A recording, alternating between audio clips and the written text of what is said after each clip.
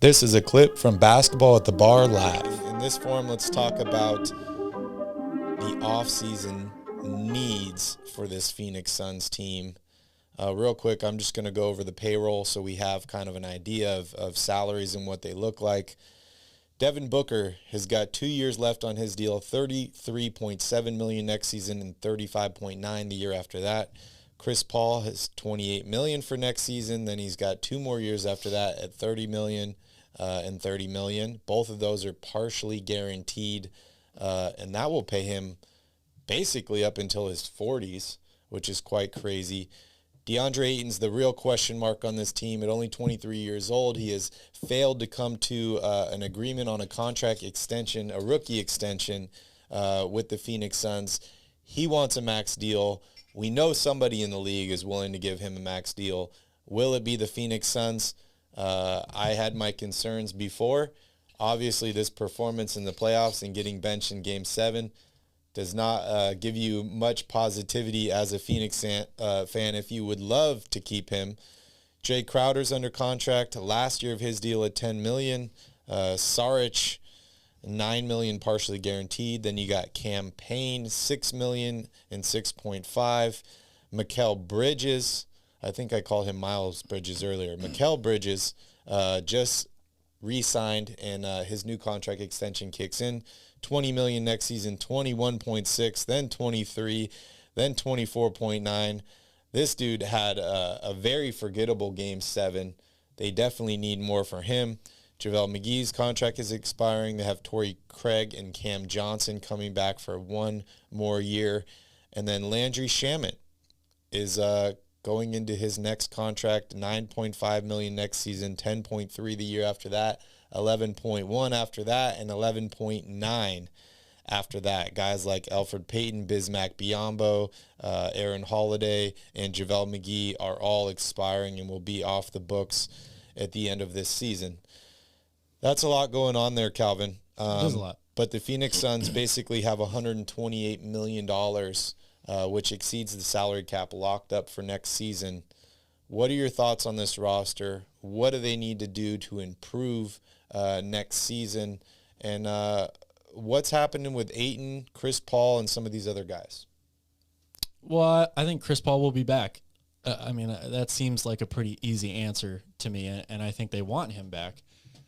As you said, DeAndre Ayton is the biggest question mark. And for what does this team need in the offseason? They need, number one, to spend money. Like that. Yep. That's the thing. They've got, like I said, most, if not all, the pieces that they need. They've been one of the best teams in the NBA the past 2 years. So you don't really have to tweak that much with the roster. You just need to make sure that most of these guys are back. But I worry about how fractured the relationship is between DeAndre Ayton and this team now. And what are you going to be able to get for him in return if you don't end up re-signing him? A sign and trade probably is the most likely option. Maybe they get some draft picks and a couple players back, but it's going to be really, really interesting. And yeah, like you're saying here in the comments, Technopez, Robert Sarver does not like to spend money. Yep. So this seems like a pretty interesting situation that's unfolding right now. I also agree here with Technopeasant that they do need another shot creator. In a perfect world, Mikel Bridges would turn into that player. You gave him a big contract. He's improved every year, finished second in Defensive Player of the Year voting this year. He's a really important piece for them, but creating his own shot has never been one of his strongest suits. So how much better can he get at that in one offseason? Bringing in somebody like Eric Gordon or a guy who can create his own offense, I think would be a huge, huge benefit to this team. But again, they're strapped for money already. So how many of those guys do they have a realistic chance of signing in the offseason? They're in a bit of a sticky situation right now, especially with Chris Paul maybe not being the type of guy that can go out and get his own shot as frequently as we've seen in the past. In tight playoff series like this, they maybe need that extra guy who can give them a little bit of, offense creation in their own right. Yeah. Yeah, I agree. For me, going through this whole list here, number one thing, Devin Booker needs to be better. This guy needs to be the best player on the court at all times. I think, having an all-time great in Chris Paul, and we saw in a few post-game press conferences ago him talking about, Chris Paul's amazing. I remember watching him when I was 5 years old with my dad and all this and that. Yeah, we get it. Chris Paul, all-time great. But you are the best player on this team now. You need to be the best player on the court at all times. So that's the biggest thing for me, is he's under contract for the next 2 seasons. He needs to be the best player of this team at all times. He needs to take that next step. He needs to be an all-star every single year, and he needs to average 25-plus points a game. He needs to be their number one option. I agree with you. I think Chris Paul is back next season. Not really sure what to expect from him. Lots of injuries in his career.